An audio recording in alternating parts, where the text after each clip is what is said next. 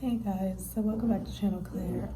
So now I'm seeing that there's an issue with Meghan and Harry. Well, first thing I saw on a report was that Meghan and Harry weren't going to be invited to the state reception dinner situation on Sunday. And now I see that they were handed an invitation by King Charles to go to said state reception, and people are like, oh my god, why are they there? Why should they be there? Right? And I'm just like, you guys, are you not forgetting that like this family has lost the matriarch of their family, like the matriarch, and she's also the Queen of England and the Commonwealth. Like she reigned for 70 years. Something like that, you want the family together, you know. Everybody should want to be together to support one another, you know, and do that. I mean, that's what normal people do. When somebody passes, you go to the funeral, you see people that you haven't seen in years and don't ever freaking talk to, but at the funeral, there they are. And you also have your pleasantries, talk, catch up, and say, oh, we really need to hang out sometime, and never do. That's what happens when someone passes. It brings everybody together. And this is something that's even on a more monumental scale. So I'm feeling like maybe that's why they're being invited to all of these things. But as we saw, what's his face? Prince Harry did not get to, you know, wear his uniform. And obviously everybody else was. Like I saw the picture, everybody else was wearing their uniforms, and he wasn't, so he stood out. And to me, that made an even bigger, like, kind of symbolism, like looking at that picture, like he stood out. And I guess you can take it two ways, like, oh, he's the black sheep of the family, like, oh, he's being ostracized, oh, this is a punishment for him to be out there shamed and embarrassed that he's the only one not in uniform. Or you can take it as, you know, that picture shows he's the only one that stood out because he chose to do what it is that he believed in and take care of his family and is standing strong. So there's like both sides you can take that, but I'm just like, it's very weird. This Twitter shit is very, very weird. Like, it's very weird. Like, I don't understand how people have the time to like make all this commentary and be so mean to somebody they don't even really know. And I know in my comments I see like people do support like the royal family more and think that Meghan is like horrible and awful, and I'm not even trying to sit here and say that she's like perfect and that like she's awesome and that this, that, and other. You know, I think she's a pretty girl. I think that like she has balls of fucking steel. She is interesting. She's a polarizing person. But I just don't think the hate that she gets, the vile hate that she gets, is necessary. That I don't think is cool. Just for anyone besides like Amber Heard and like Hitler and Osama bin Laden or whatever. I don't fucking know. But anyway, like, it's just like, I don't get it. I really don't get it. But some people do get it. It just depends on what side of this thing you're on. So I just wanted to get that out real quick. It is Friday night, so we'll see what else happens with me in this weekend and whatnot, and we'll go from there. I did get these little nails, so I think they'll be cute. I'm trying to put those on. I have to order some more glue. And I got these lashes. This brand of lash I really like, the I Envy Extension Curl, because it really does make you look like you have like lash extensions. I kind of really love this brand. So this is the L curl. And they stay in place really, really well. And they're not like too much. Like sometimes I felt like I had like big ass, like sometimes I was doing too much, but these I feel like are the perfect just amount of drama and volume that I need. So yeah, I'll see what else we get into. See you guys.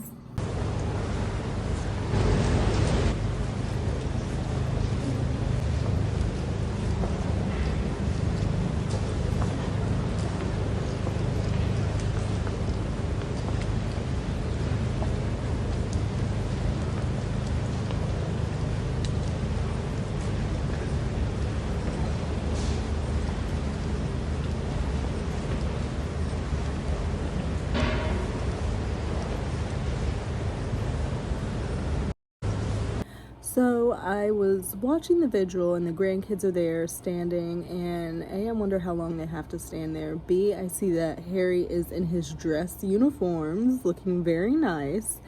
So what happened? What happened? Like, what happened? Because I thought he wasn't allowed to. We just saw pictures of him and the rest of the family in their dress uniforms, and Harry stood out. So I guess somebody told him visually that doesn't look good, because he really, really, really stood out. And about the state dinner, I'm like, are they invited? Are they not invited? Did they get invited and get uninvited? It's all very confusing, but that in itself is just like so much stress. Like, what do you want me to do? I'm here to be here for the family, speaking as like Meghan and whatnot, and Harry. I'm here to be here with the family during this rough time. What do you want me to do? You want me to be there? You want me not to be there? I need a definitive answer, please. Please. So I just find it very interesting that there's a lot of stuff that's like kind of up in the air and changing. Like we'll hear one thing and then something else the next day will happen. So I think that they're really just trying to learn how to navigate through this new era of not having Queen Elizabeth reigning and now having King Charles III reigning, and so much is going to change. Like, I think they may be going towards the stance of putting the family back together, who knows, but then the British public would probably be upset about that. So it's a very touchy situation on how the firm or the establishment is going to go about this whole thing. But I'm pretty sure that Harry is wearing a dress uniform because they saw how the optics of that picture looked, with the rest of the family in the dress uniform and Harry in the suit. He looked like the important one. Like I said earlier, you could take it either way, but he definitely stood out. He definitely was getting that attention. So I don't know. It's going to be interesting to see how this proceeds with the new era of King Charles III, and if the Sussexes are going to be allowed to be back into the fold of the royal family. Or if after these 10 days are over, I believe the funeral is on Monday. After Monday, they're just going to fly home to California, and that's a wrap. I'm interested. I'm going to be watching. I'm curious. I want to know what's going on. And a lot of people are saying as soon as Meghan and Harry get on the plane and go back to Cali, they're going to be telling all the tea. And she may be telling all the tea on her podcast.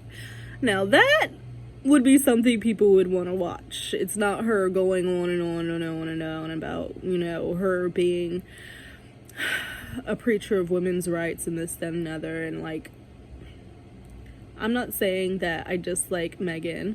I don't dislike her. I don't understand the hate that she gets, but I do think with this podcast, it's kind of like, let's talk about some real stuff. Let's get interesting. Like, this is going to be unfiltered, Meghan. Let's get unfiltered, honey. Give us the tea. That's all I'm saying. Y'all, I am watching Sins of Our Mother on Netflix about the whole Lori Vallow, Daybell case. 3 parts. Check it out. It's kind of really weird, and holy crap, first marriage did not last. I want to say it has to be mental health, but like then again I'm like, honey, you knew exactly what the hell you were doing. You knew what you were doing was way wrong. But it's interesting to see Lori's mother and father speaking and about how, and their sisters and her sisters, like they had a pretty big family. So how do you go from being this happy, you know, go lucky Mormon family to killing your children, winding up in jail with a psychopath that you married and who killed his wife? Like, how does it go that far, man? Lori became the perfect sister. The perfect sister. She was delighted that she was going to have a little. She was in beauty pageants and shit. She was on Wheel of Fortune. The story was God like, told her there's a clip of her saying, you know, she's basically a ticking time bomb because she's tries to be a perfect mother, perfect wife, perfect worker, and she's like, basically, I'm a ticking time bomb, and does like this really creepy smile. I'm like, oh my God. Like, was this craziness already in her?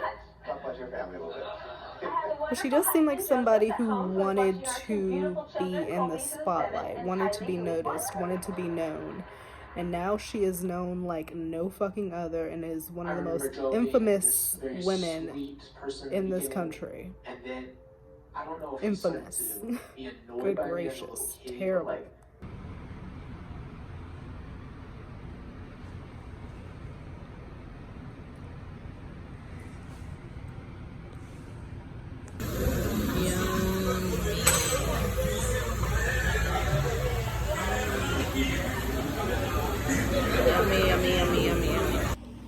So I'm really trying to get an understanding of all this drama that I'm seeing online with the Lawtube lawyers and this guy named like Christopher Bowsy, or however you say his name.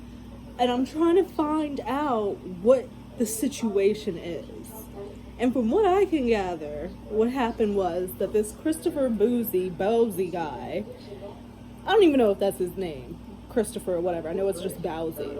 And apparently he provided AH and her team with a list of bots accounts that she could provide in her court case, because you know they were going through all the social media stuff and how that's a part of her defamation and why she's not able to have a job anymore. And it's like, no bitch, you don't have a job anymore because you lied out your fucking mouth repeatedly and you refuse to let up off of it. So that is why those things were happening on social media and currently still are. But so apparently he provided this list, and some of the Lawtubers and like other accounts were on there, like I believe the Umbrella guy possibly. Like there's a lot going on. There's just a lot. It's hard to really keep up. And so apparently I guess this guy Bowsy made a video or report about how these accounts are being hateful and it's violating YouTube terms and they should be taken off and this, that, and other, blah, blah, blah.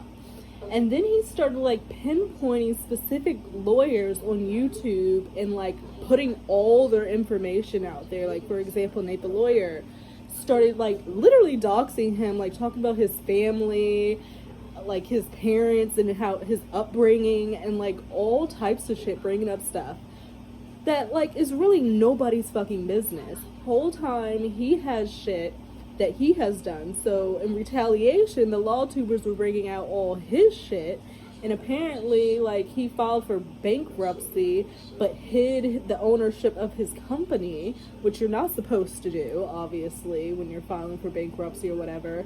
Came out about like Nate came out about how like he hasn't paid his rent and like all this stuff, and there's like all this drama like going back and forth between them. I'm just like, oh my gosh, all because of Amber Heard. That is where it effing stems, of her foolishness in trying to attack other channels who are putting the accurate, correct information out, and they're trying to say that it's hate, because the truth is, it hurts. The truth fucking hurts. Y'all don't want to come and realize that this woman is a bold-faced fucking liar and abuser, and that is not lies. That's not fucking lies. It's not them spreading lies. It's factual information. Like, it was proven in the court case, this, that, and the other. So, like, that is what I gathered from the whole situation. Let me know if that's what you gathered, if you've been seeing all this stuff going on. But it really is a lot. Like, it's a lot, and I'm just like, I don't even want to even be involved in some craziness like that, but I do know that, like, when the court case was going on, a lot of our channels, a lot of YouTubers' channels who were, you know, were commentating or reporting on the case, a lot of their shit was being messed with. I know, like, when I was trying to, like, upload videos and stuff like that that had to do with Amber, there was like constant issues with the uploads and this, that, and other. But now that the trial is over, magically none of that shit is happening. So they were definitely in the background finagling shit. For sure finagling shit in the background. And now they're trying to pinpoint and target other channels and other content creators. And it's just like, for what reason? You guys are showing so blatantly that you are trying to hide the truth, that you do not want the truth out here. And this guy who is this Bowsy guy who provided Amber this information, I'm just like, dude, you're pathetic. You're absolutely pathetic. So the lawyers are going back and forth, and I'm just like, this this is just way too much. It's just way too much. It's way too much. But in better news, we did get to see Johnny. I believe he was at like some speaking event. I'll go look at it in a second. And we got to see him, and I feel like it's so crazy because every time that I say that I haven't seen Johnny for a while, or I haven't really seen any recent pictures of him or whatever, I'll get a recent picture or like the recent video come out. So like putting that energy out there, and that law of attraction of seeing Johnny is coming back to me. But he did look great. He looked fresh faced, like clean shaven, likely for his role. I did see that the movie had wrapped, but then I saw somewhere else that the movie wasn't wrapping until like the second week in October. So I'm not really sure if the movie's actually wrapped yet or if they're still in filming. That's kind of like conflicting reporting. But if you guys haven't seen it, it's been circulating on Twitter. I'll clip it there, clip it for you. Unfortunately, some of the ones that we've been seeing, it's not like the best quality, but I did find one that is more HD, but it doesn't have sound to it. So I'll give you guys both of them. But I'm just like, this is just crazy. All the drama that stems from this woman. It's just, it's so insane. It's just like, and she's got all these people fucking fighting, all because of this whole bot things. And these people aren't bots. It's real people giving an opinion, reporting factual evidence in their findings, giving their legal advice and legal commentary on what they're seeing and what's happening. It's not bots. It's real people, and they can't fucking stand it. They can't stand it. In fact, it was proven that Amber's supporters or accounts were bots. There's so many of them. So like I just, it hurts my head. I was trying to like figure out what was going on, and I kind of grasped it a little bit, but I'm sure that it's even more deeper than like what I just shared. But wow, just fucking wow.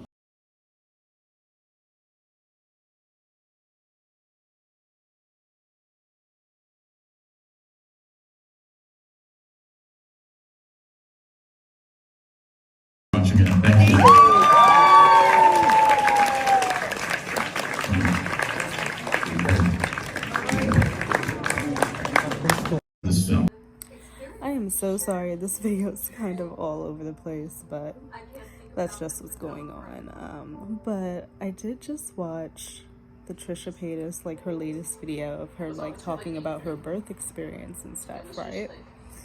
And I'm happy for her. The baby is precious, precious, precious. So happy for her. And it is really different seeing her in this light, being a mother holding a like live actual baby that's like, oh man, that is excessive. That is loud. Not excessive, obviously it's necessary, but damn. Like a real live baby sitting there like cooing, and like she's like, oh, diaper change, because it seemed like the little baby was like grunting and stuff, and like picking up on those signs and knowing what it means. And it was just really, really different.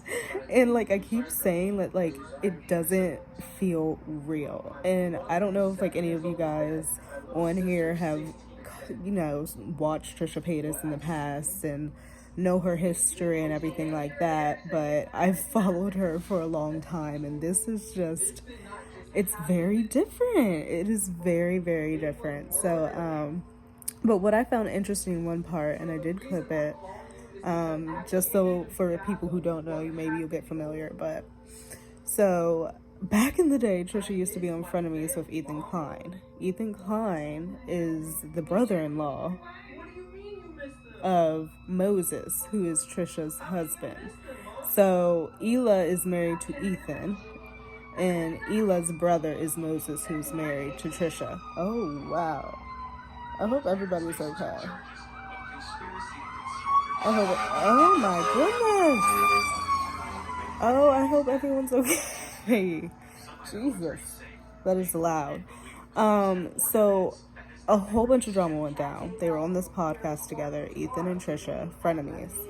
Great podcast, was breaking records, very, very highly watched, like big deal. And they would just like, mind you, the podcast is called Frenemies. And so like they became friends as it went along, but they started off really not liking each other. So they kind of had like that dynamic, and it was kind of like an open floor. They would talk about, you know, YouTube drama, stuff that was happening in pop culture, just, you know, anything, shooting the shit, talking shit, you know, talking about people, calling people out, all that shit. Trisha got like a really high horse, pretty much, and was kind of like feeling like her shit didn't stink, and it just got to be too much. But one of the many fights were that because Ela, who is Ethan's wife, was pregnant, was just having a baby, right? And they have a nanny, as a lot of people do, to help. And Trisha was being so rude and saying, well, if I had a child, I would never have a nanny.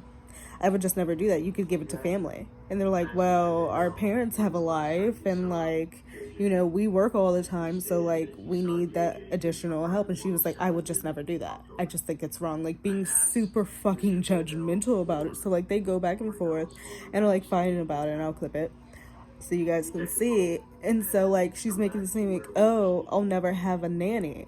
But then she's talking in this one part that I just saw talking about oh, it takes a village. And mind you, Trisha does have her sister and mom who live very close by. Like I believe she bought them a house or something like that, and they live close by. So maybe that's the village she's talking about, but she's just like, oh, we should never judge parents and how they choose to parent, and like who are we to say this and another. I'm like, is that an apology, Trisha? Is that an apology for all the shit that you talked on Ethan, the fight that you guys had? And then all of a sudden now that you have a child and you're actually in the shoes of them and like dealing with the shit, you're like, it's completely different.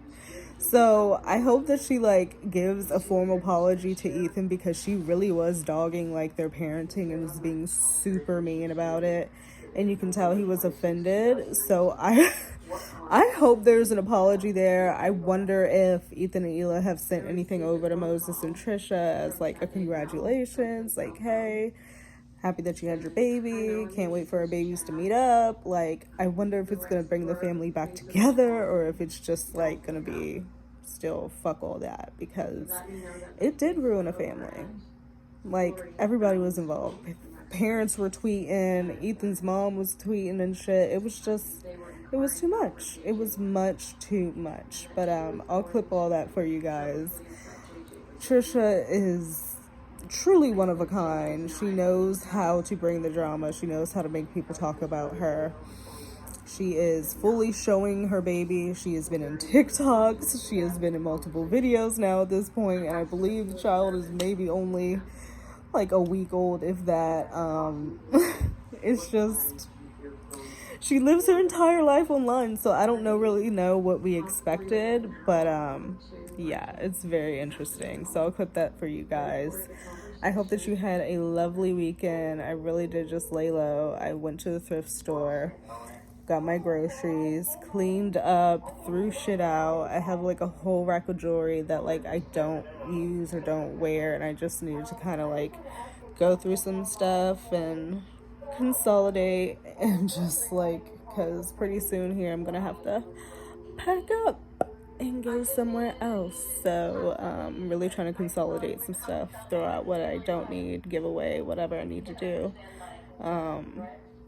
so that's minimal what I'm taking with me. So yeah, I hope that you guys have a great rest of your week. It's Sunday evening now at this point. The queen gets buried tomorrow, officially, I guess. Harry's in his dress uniform, looking good.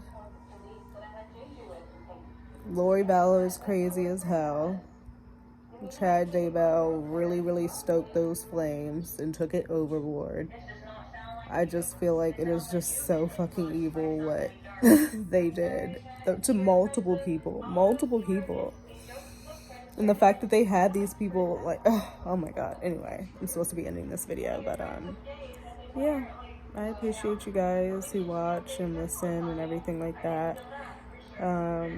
You're pretty freaking cool. So I will see you guys in another video. I hope you have a great rest of your week, and we'll meet up again here soon, I guess, you know.